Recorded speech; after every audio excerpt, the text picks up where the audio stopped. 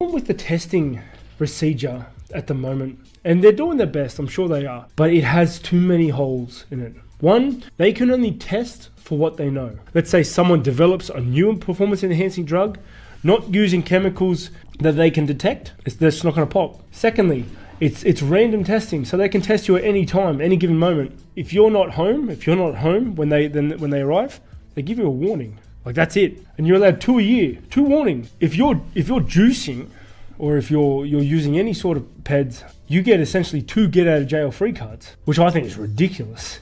And that's if you get tested. Remember, it's random. You might not be tested, because trust me, I've also noticed that I'm getting much more tested now than I was when I was first in the lower rankings of my thing. It wasn't until probably when I made like top 12, top 15 that I started getting tested at all. So there's that.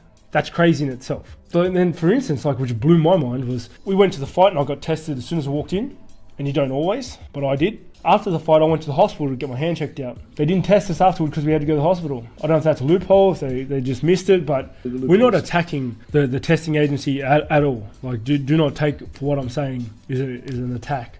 I'm just pointing out the loopholes that I've seen in my career thus far.